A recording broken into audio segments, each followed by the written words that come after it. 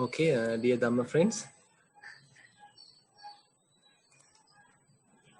we have come to the next section of this session, and we were discussing a certain sutta which is called Satipatthana Vibhanga Sutta. Basically, Buddha is analyzing the Satipatthana in this sutta, which is available in Satipatthana Samyukta, where various Satipatthana related discourses were categorized. And as you can, I'll try to share the screen where I have prepared a document. Okay, now here you can understand basically Buddha is explaining Satipatthana, the complete picture of the Satipatthana in 3 stages. First of all, we need to establish mindfulness, that is the Satipatthana. And then the development of the establishment of mindfulness, that is Satipatthana Bhavana. That's the development aspect.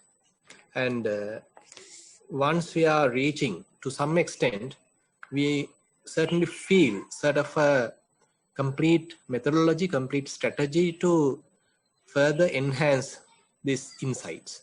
So that is where we need a patipada, kind of a development or kind of a path, complete strategy, complete methodology to enhance our experience. So that is where a patipada is coming to the picture. So last time we discussed basically Satipatthana, that is the establishment of mindfulness. This is actually already known to you. Basic establishment of mindfulness. We can use body as establishment of mindfulness. We can use feelings as a way of establishing mindfulness. And again, we can use the mind itself as a way of establishing mindfulness, and various other phenomena, whatever arising in the present moment, as a way of establishing mindfulness. Now here, if I just make a reminder or kind of a recollection, basically establishing mindfulness using the body.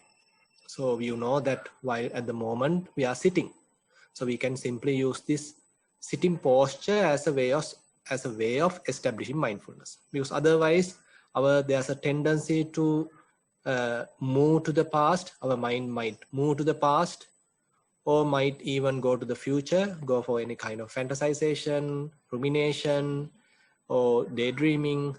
So in order to avoid that, we are using this very body as a mechanism, as a anchoring point, in order to maintain our mind also in the present moment. Our body always lives in the present moment, and we are using that advantage in order to maintain our mind also in the present moment. Now, there are certain qualities that Buddha has highlighted while engaged in this practice. So that is also quite important, because just establishing mindfulness in the present moment is not enough in a way. So Buddha is emphasizing certain qualities. One quality is called ardent or atapi. So basically there's a function to the virya, function to the effort. So one function is, so if we get sort of lethargic, if we feel discouraged, if we feel that the results are not happening quickly, this practice is difficult, and I am useless, it is hopeless. So likewise, if there are any negative feelings are coming, if there are any discouraging feelings are coming, we have the ability to overcome them and to encourage ourselves, again to lift up ourselves, rise up ourselves, so that we are able to continue our practice. Because the practice is in a way a kind of a challenge, because our mind at the beginning may not like the practice, because it likes to stay in the past, enjoy whatever happened in the past, even to regret about the past, and to daydream about the future, fantasize about the future, or even to get into certain uncertainty about the future. Even though those appear like stressful, still our mind likes to do that. So that is the, in a way, kind of an ignorant nature of our mind. But in the atapi, the virya helps us to lift it up, never give up, not to sort of give up, rather again and again put forth enough effort to continue the practice. And while engaged in the practice, we have a balanced effort. We are not stressed. We are not in a hurry. We are doing it, but while at the moment when you are practicing, you have a very relaxed attitude. You have a very open attitude. You have a very calm down attitude. So that is also necessary. So therefore, we can see various aspects of virya. One thing is you are never giving up. You are always have the courage to continue a practice. So that kind of a relentless effort is there. On the other hand, when you are engaged in the practice, you have a balanced effort. You have a fairly equanimous mind, fairly a balanced mind in order to continue a practice. So that is another aspect. And on the other hand, you are clearly comprehending. Now, once you establish mindfulness, you have to clearly know what is happening. At this very moment, suppose you are keeping your attention on the breath. As we did in our guided sitting, we kept our attention on the breath. Now, simple establishment of the mindfulness is not enough, where we need to clearly know what is really going on. Is the breath long? Is the breath short? Is the breath warm? Is the breath cool? From which nostril is it happening? Or is it the beginning? Is it the middle? Is it the end? Or is it the gap? So likewise, so you are now carefully observing it. But the mind is fairly quiet. You are not thinking about it. You are not trying to map your, say, learned knowledge. You are not trying to bring book knowledge here. Rather, you have a very equanimous beginner's mind, open mind, fresh mind. But you have a certain curiosity. You are observing very carefully to understand to what is really going on. So this kind of a curiosity helps us to clearly know. So this is reflected in the term sampajano. Satima, of course, is the mindfulness where present moment awareness is there. And then having removed covetousness and the displeasure regarding the world. Vinaya loke abhijja domanasang. Now, so that is where the kind of a purity of the mind is maintained. So while we do this experiment, so we are not greedy about anything. And we are not having any resentment towards another thing. So we have a very balanced mind, completely equanimous, neither greedily attached to something or not hatefully rejecting another thing. So we have a neither regretting, neither attaching, no rejecting kind of an attitude. So that is where the balanced mind is there. So this is where the complete right mindfulness is included. So we have a sort of no attachment or no rejection. And again, you know, there's an atapi, kind of an effort is there. And again, sometimes we define it as sort of effort to overcome various defilements. So rather than using mindfulness to encourage defilements, so then it becomes wrong mindfulness. Rather, this mindfulness is developed while maintaining a pure mind, while maintaining a fair amount of purity in the mind, maybe temporary, but once the mindfulness is further developed, so this purity becomes sort of an inherent characteristic. So this is where we are targeting how to cleanse the mind, how to overcome the defilements, how to recognize defilements and to cleanse the mind. So these are certain aspects we can understand. So kayanupassana, vedananupassana, chittanupassana, dhammanupassana. Being aware of the body, being aware of various feelings, being aware of the mind, and being aware of various mental states as well as various other phenomena. So all these things actually helps us to establish mindfulness. And then we can go to the next step. So that is the Satipatthana Bhavana, the development of establishment of mindfulness. As I said, so once you establish mindfulness on whatever the phenomena, whatever the present phenomena, so that is first aspect or first stage. After that, since we are clearly scrutinizing, since we are clearly knowing, we are investigating the present moment object, so now there's a fair possibility to understand the real nature of this phenomena. How is it arising? How is it passing away? How is it changing? How long is it lasting? Is it only a single phenomena here, or is it a collection of phenomena? So likewise, so there are various information available even to this present phenomena. Now you are trying to recognize it, and as a result, you will understand the behavior of these phenomena. So you will understand the arising nature of these phenomena, the passing away nature of this phenomena.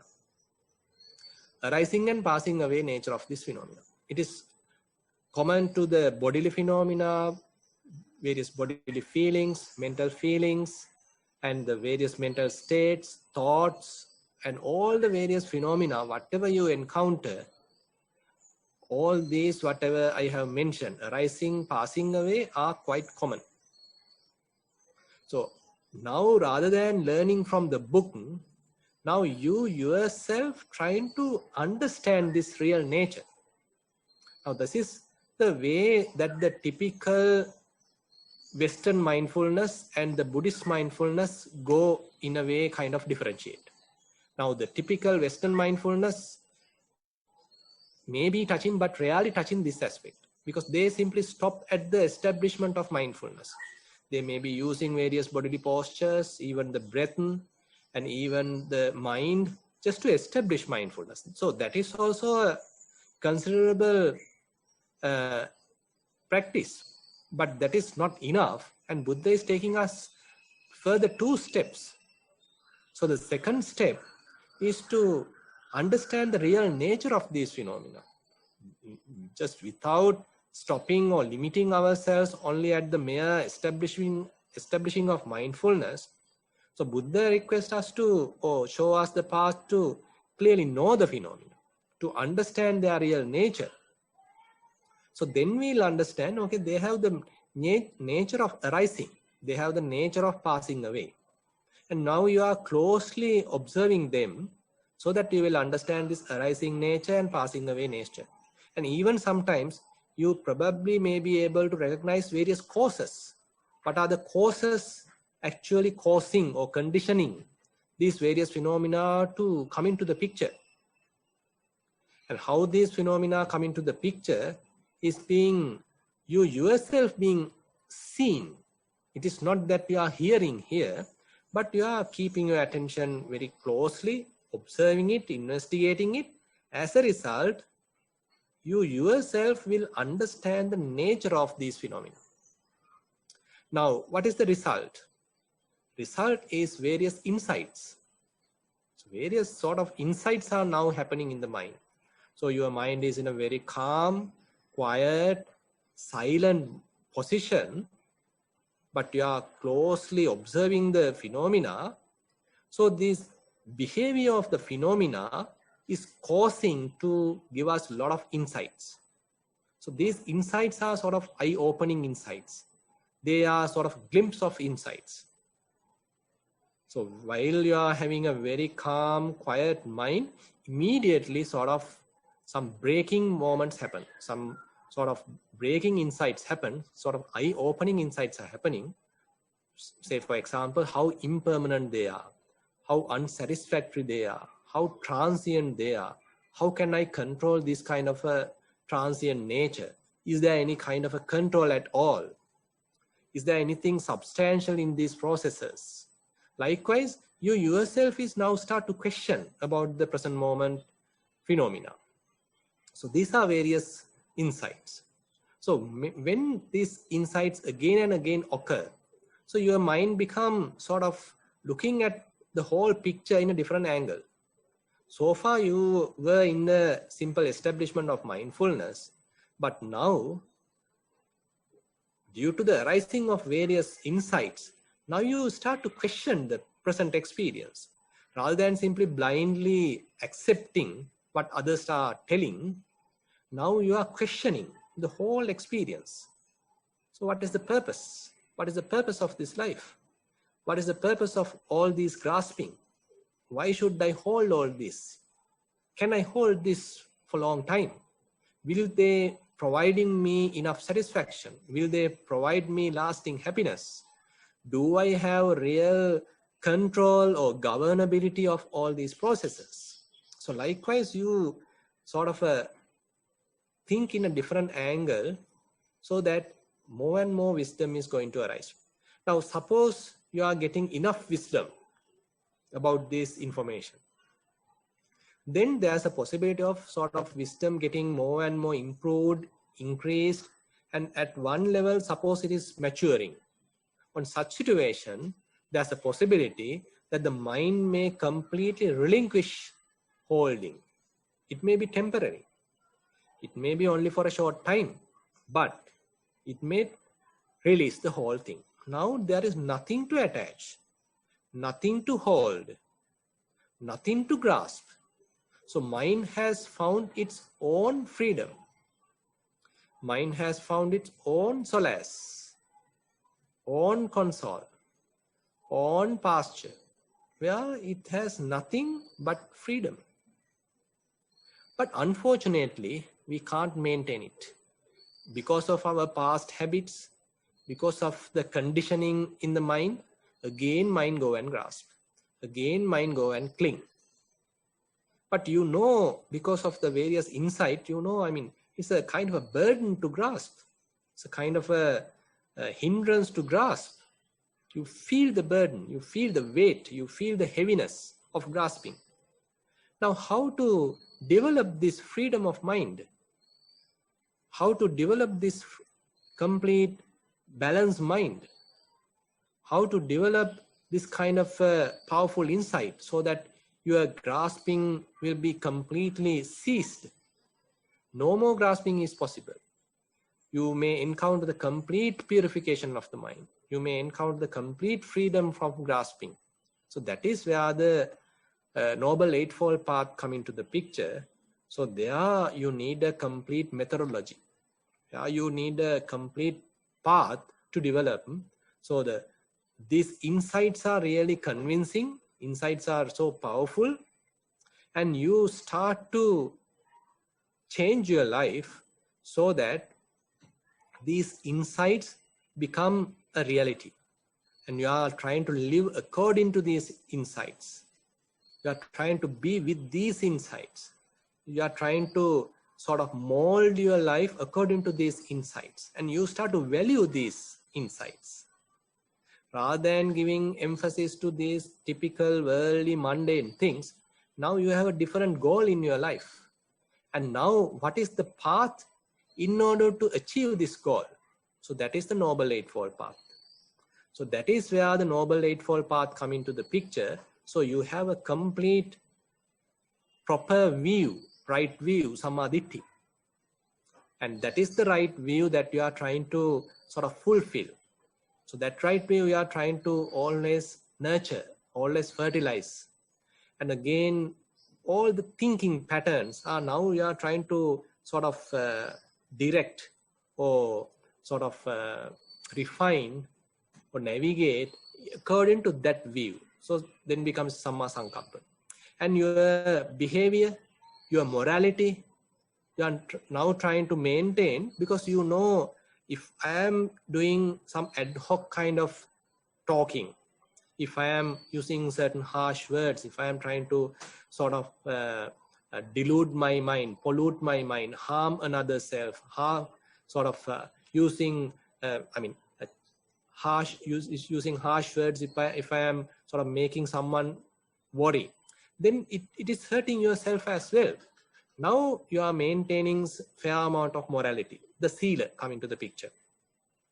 And again, you need fair amount of mindfulness. You need fair amount of clarity of the mind. So that is where the samadhi come into the picture. So sort of a complete path now coming to be available. So all these path factors are helping each other. Sila, samadhi, panya. Morality, concentration and wisdom are helping each other. The sila helps to develop fair amount of concentration. Concentration helps to maintain wisdom.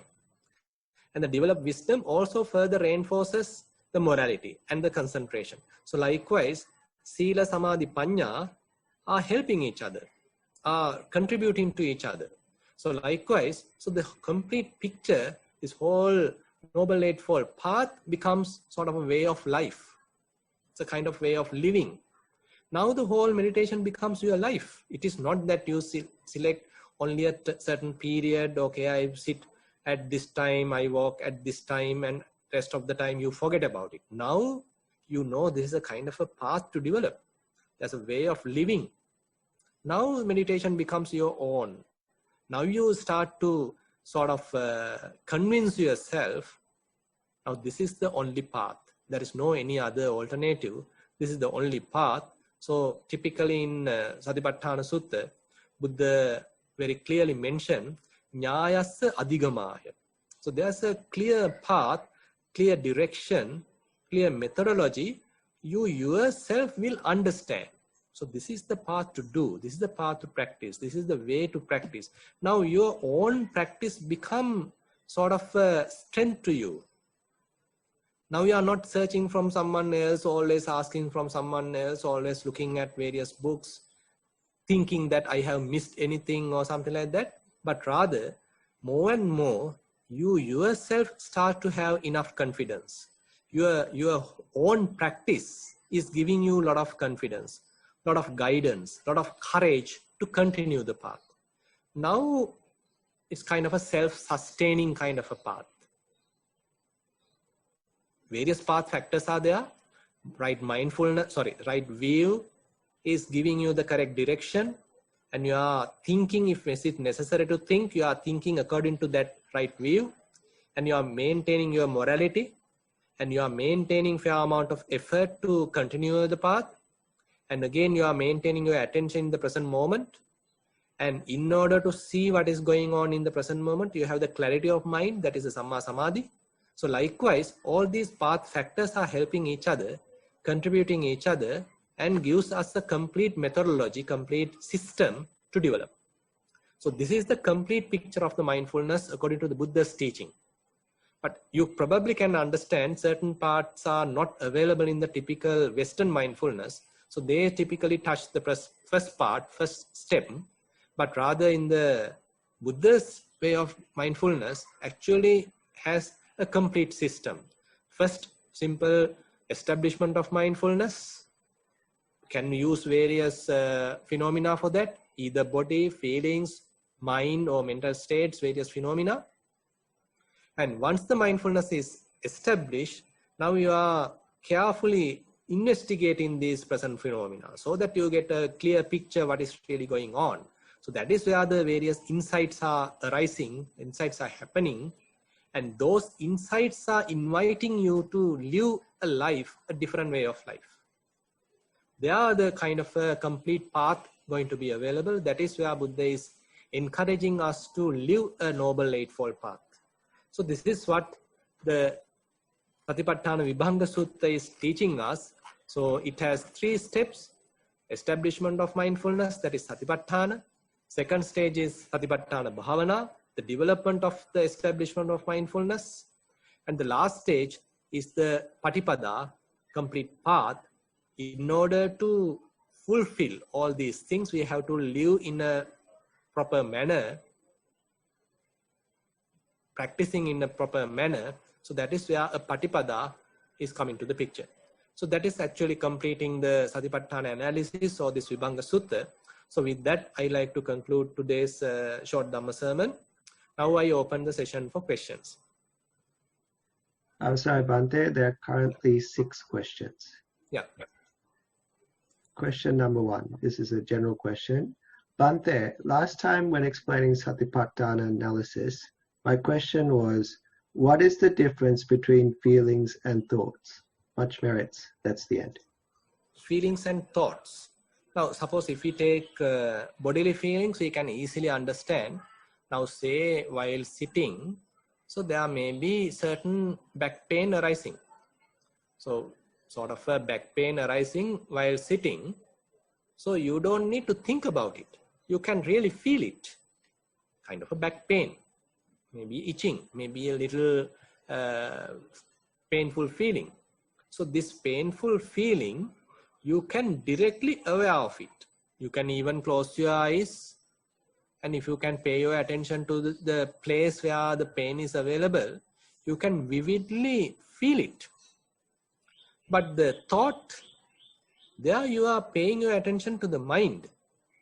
So one after the other, there is various thoughts are coming. Say you are thinking about your mother, thinking about your father, thinking about your wife, thinking about your husband, thinking about your sister, brother, child, office, various things.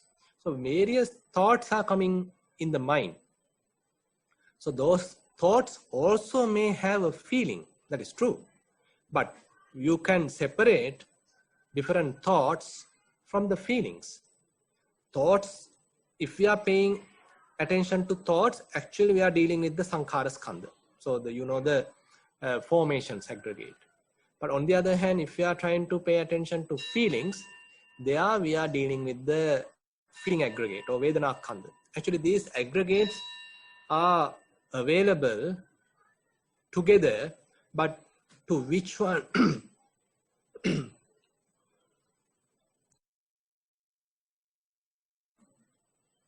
to which one are we giving the prominence?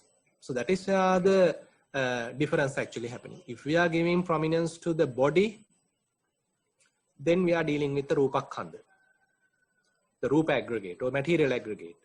If we are giving prominence to the feelings, then we are dealing with the vedana khanda.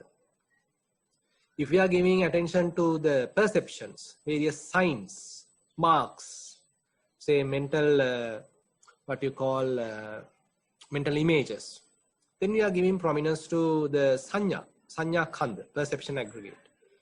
If we are giving more attention to the thoughts, how we construct them, how they are sort of one after the other developing, then we are closely observing the sankhara skandha. And on the other hand, if we directly see the raga mind, dosa mind, so likewise, then we can say we are giving prominence to the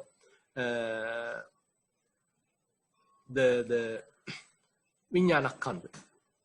Actually, this is fairly interrelated, interconnected. And on the other hand, when you see something, so you can recognize, okay, there's a seeing happens. When you hear something, you can understand the hearing happens. There also, you are dealing with the vijnana khanda. Say the chakku vijnana, sota vijnana, gahana vijnana, likewise. So different faculties are available.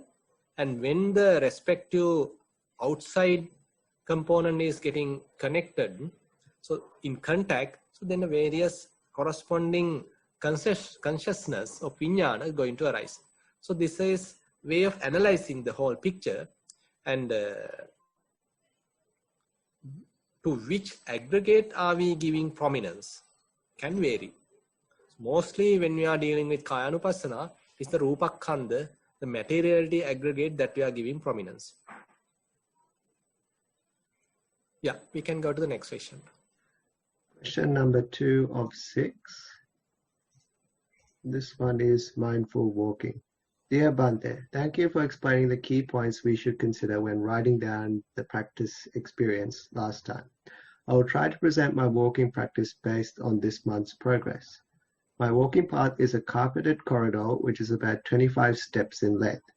I start focusing on the soles of my foot and noting left and right. First, I feel the weight of my body on the heels, which gives me the indication that I am standing. When I walk, I observe the weight and the pressure produced transmits to the outside arch, small toes, and then to the big toe gradually. The feet then pushes back the body using the big toe and the ball, transmitting the pressure back using the inside arch when I'm moving forward. I can feel the variation of the roughness of the carpet on the soles and some hot and cold nature, especially on the parts which are not touching, for example, inside the arc. After 5 to 10 minutes of continuous focus, I can observe the difference of the left and right feet sensations without recalling which one is left or right foot. As advised by Swami Vansa, I try to be with these knowings without verbalizing them as much as possible. Often my mind starts to drift away to thoughts when things settle as above. I get the alert that I'm no longer with the sensations. I observe that the mind slowly comes back with this sudden alert of distraction and settles with the walking process. This happens multiple times. Initially, I felt this as a distraction. I wanted to focus on the walking process forcefully, but now I know it comes back, so it does not bother me. After about 30 to 35 minutes, all the observations seem faded away and bleached. Even the deviation to thoughts and coming back is not that dramatic. In 1 to 10 scale of intensity, knowing the observations and the state of mind during the initial stage can be 8 or 9, and at this stage it is reduced to 2 or 3. If I may ask a question, is it okay to identify the stage where all the observations and the state of mind seem blurred as a separate phase of the practice where mindfulness is established? The instructions that I've gathered from Bhante is to identify the state and be with it as much as possible. Much merits for your valuable guidance. That's the end. Yeah, correct. You are correct. So basically, as we recognize various phenomena distinctly, very one after the other, so then we are in one stage, so that we can say we are recognizing the private characteristics, individual characteristics. So each and every phenomena have their own sort of individual characteristics. So we are clearly seeing them, clearly recognizing them. So more and more we recognize like that, then slowly kind of a natural shift towards the sankata, the fabricated nature of them, the constructive nature of them. And then kind of a gradual shift towards the knowing common characteristics. Now all these many different various phenomena are telling us one story. So they have a nature to arise, they have a nature to pass away.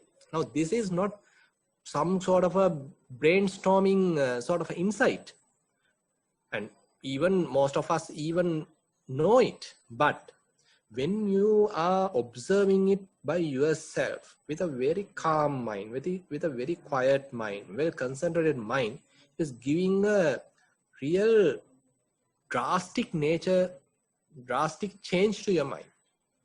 So that's why, I mean, there's a significant change happening in the understanding of ourselves by seeing how transient they are, how impermanent they are, and how quickly they arise and pass away, and how much all these conditioned phenomena are subjected to this kind of a arising and passing away, this kind of a transient nature.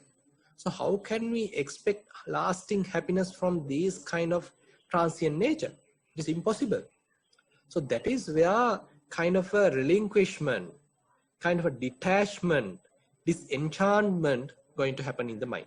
So once such disenchantment is available in the mind, so then everything appears like blur. Now you have lost the interest.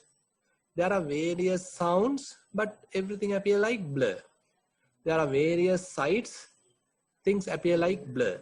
So you very much like you lost your appetite. And there may be various sensations, they also appear like blur, and mind is not interested. So everything appears like a flux. Sometimes Lokusayanasa used to say it like a gojaya, kind of a flux. So everything is there. It is not that you are not aware of them. You are aware of them, but your mind is not interested of knowing the previous information about them. You are not now interested of looking at the details, because you know there is nothing there. I mean, there is nothing substantial, nothing important, nothing interesting. Everything is like a flux. Everything is subjected to arising and passing. Everything is so transient. Everything is beyond your control. So likewise, your mind have now sort of having kind of an insight, so that it is not interested of looking at all this information. Rather, it likes to be secluded. So things are appearing, everything appear like a flux. So this is another level of insight, another level of vipassana practice. So therefore, just continue your practice. That's the only thing to do. Just continue your practice, and this too will pass. So this is not the end of the practice. This too will pass. So therefore, simply you need to continue your practice, and then so this flux become more and more wider, or this flux go beyond yourself or far away from yourself, appear like at bay, so that you have a kind of a freedom around yourself. You are in a sort of a freedom, established on a freedom, rather than mingle with all this arising and passing away nature. You're not interested of various phenomena. Various phenomena are available, but you are not interested of them.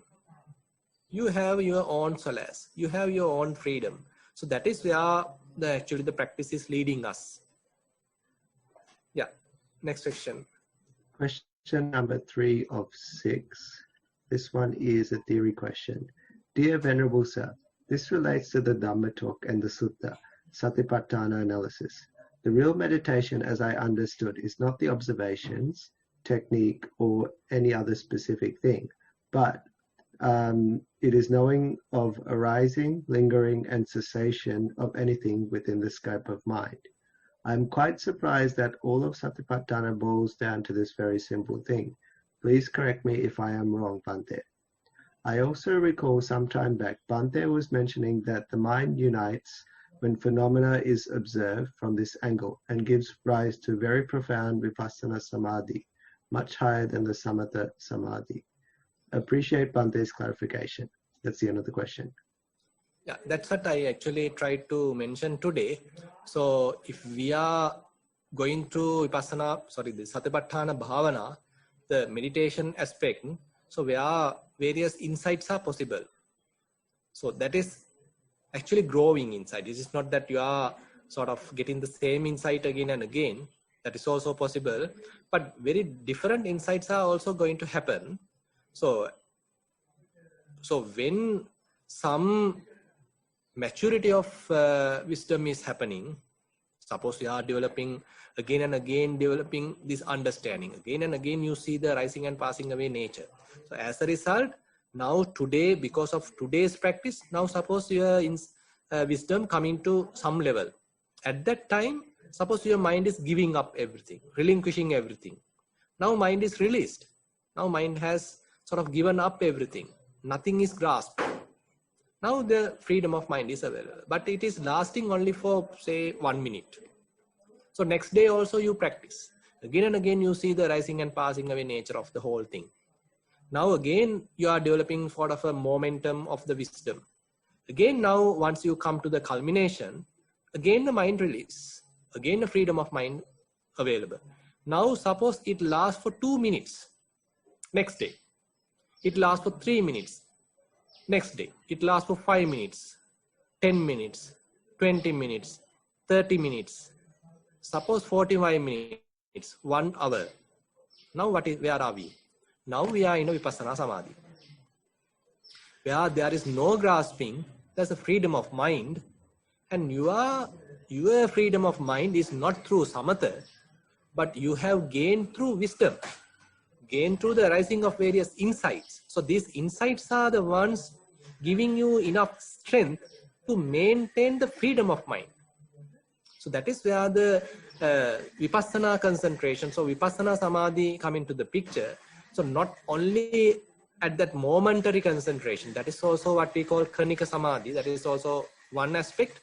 But later, various other vipassana samadhi going to be available, and this maybe a longer period, not a single 1 minute, 2 minutes, but maybe 30 minutes, 45 minutes, 1 hour kind of a vipassana samadhi are possible. And at that time, remember, mind is fairly sort of reinforced by the wisdom. It is not that you go and stuck on an object like in a samatha. In samatha concentration, what happens is your mind get absorbed, your mind get limited, your mind get stuck on a single object. But here, mind stuck with nothing. Mind has attached to nothing. Mind has released everything. So this is where the vipassana samadhi come into the picture. Did I answer properly, Chatu? Did I miss any point? I think... yeah, there's actually, sorry, a second question in there. It's to talk about observations. So they say... What observation? It's about observations. So it said, I'll read out the passage. The real meditation, as I understood, is not observations, technique, or anything specific, but knowing of arising, lingering cessation of anything with scope of mind. I'm quite surprised that all of Satipatthana boils down to this very simple thing. Please correct me if I am wrong, Bhante. Yeah, we can say so. So establishment of mindfulness can have a variety of things. That is true. But even though such a variety is there, but ultimately when it comes to the Satipatthana Bhavana, they all show the same picture. They all tell us the same story. Because they all are actually conditioned phenomena. Conditioned phenomena has the common characteristics. So that is what mentioned in the Satipatthana Bhavana. So the arising and passing away nature, the impermanent nature, unsatisfactory nature, non-self nature. So this is what all these various aspects are showing us. So your understanding is correct. Yes. Question number 4 of 6. This is mindful sitting. Venerable Bhante, is it all right to watch the chest and the feeling of it moving up and down as a meditation object instead of the breath or tummy? Much merits for your guidance. That's the end of the question. Yeah, you can do it. Only thing is, now chest has a fair connectivity with the Patavi Dhatu. You know, Patavi is the sort of a tightness, heaviness, hardness. So these are the characteristics available most in the Patavi, that is the earth element. So if you are trying to keep attention to this, say, chest, sometimes your mind might go and grasp that aspect. So then you feel uncomfortable. You feel like you become kind of astonished. You feel like stuck. You feel like heaviness. So then sort of an uncomfortable feeling might arise. But on the other hand, if you are able to maintain your attention only on the movement, constantly the chest part is going up and down or sort of moving front and backward. So that is the most common thing happens if you can keep your attention at the abdomen or the tummy. So the movement is there. So the movement actually connects with the air element. Air element is easy to handle. So that is why this, when we are selecting these kammatthana, various meditation objects, so we are giving emphasis to the most easiest aspects. So if you are trying to sort of keep your attention onto the Patavi Dhatu, then it is difficult. But on the other hand, if you are able to keep your attention to the air element, it is fairly convenient. So that is the only difference. You can give it a try and see. Question number 5 of 6. This is mindful sitting. Dear Venerable Bhante, meditation question, sitting meditation. As per Bhante's advice, I now meditate, that is walking and sitting meditation daily, rather than meditating only on weekends. I also give more weight to walking meditation as this strengthens mindfulness. I feel my practice is good as I feel very calm and feel very light during meditation. Last Friday, as I meditated with a group, we started with chanting the Metta meditation, I think it's Metta Sutta, and then Anapanasati. I'll read that again. We started with chanting, then Metta meditation, and then Anapanasati. As we got into Anapanasati, I felt a good mindfulness of the breath. However, after some time, I felt detached from my body. I had no feeling of my body, no thoughts, but it was serene. I got worried as I felt detached from my body. I quickly brought my attention to my body and to stop meditation. Bhante, my question is, should I have continued my meditation even though I was detached from my body, or should I have come back to my body? Appreciate your guidance on how to proceed. Thank you with metta. That's the end. Yeah, if you are able to detach from the body, just keep your attention away from the body. I mean, you don't need body. So body may be necessary, as I mentioned, to establish mindfulness, just to sort of ignite the process, start the process. And we are sort of nurturing ourselves from these bodily processes. But later those bodily processes giving us enough wisdom in order to even release from the body. So this is what happened to you. So you are using various bodily processes and you are observing them, And as a result, you are sort of improving your mindfulness, improving your wisdom. And later, so that wisdom, that mindfulness helps you to free from the body. So now it is not necessary to attach to the body. So try to keep your mind free from body, not to attach with the body. Question number 6. This is the last one. Theory question. Dear Bhante, based on the Dhamma talk, once we experience and complete release and non-grasping, we get onto the path. Also, to experience the complete release and deliverance, we follow the path to get to the stage of insights. It seems that these two aspects are inside each other like chicken and egg scenario. Appreciate Bhante's explanation. That's the end of the question. Rather than telling like that, you can say, so you develop Satipatthana Bhavana. So you are improving mindfulness, you are improving concentration, you are improving wisdom.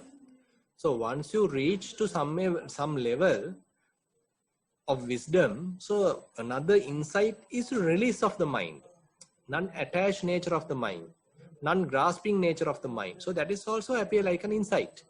But you really feel it. You really feel the non-grasping nature of the mind, unattached nature of the mind. Anisthitocha vihirati nachakinchi lopke upadhyate. Where you feel that mind is not associating with anything. And once you know it, you recognize it distinctly. You recognize there's a possibility, there's a skill of non-grasping. But unfortunately, why the mind go and attach again? Why are you losing the freedom? Why again mind got and stuck? Why mind again go and get entangled? That is because still various defilements are available in the mind. So now you need a methodology to maintain this insight, to maintain this non-grasping nature. So you need to have various other factors to be facilitated. So that is where the whole life is going to get involved. So now you are trying to live in a way in order to facilitate that non-grasping nature. So the path further and further reinforces that non-grasping nature. So therefore, it is not a kind of a chicken and egg problem. Rather, you first get a glimpse of the insight. You first get a glimpse of the freedom, but you can't maintain it. You can't keep it for a long time, and you can't own it, because a lot of defilement power is so high. So so that freedom you can't maintain for a long time.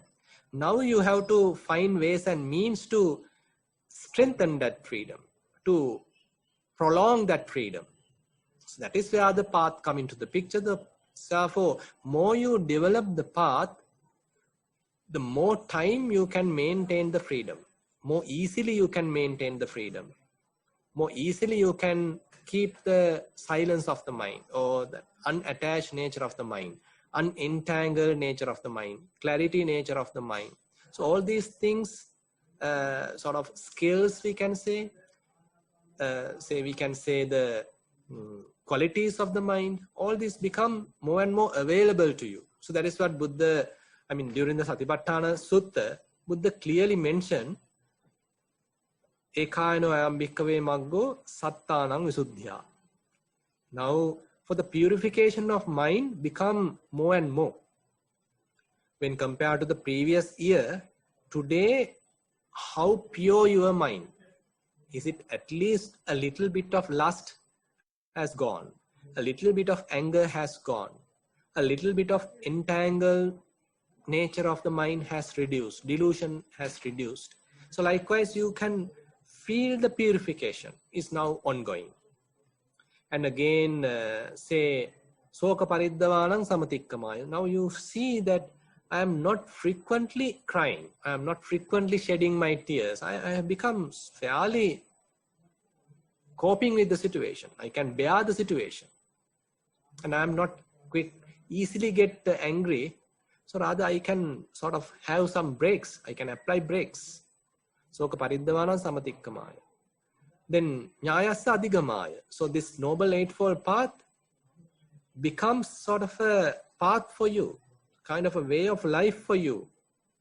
So now your own practice is giving you some convincing and again sort of a confidence to continue.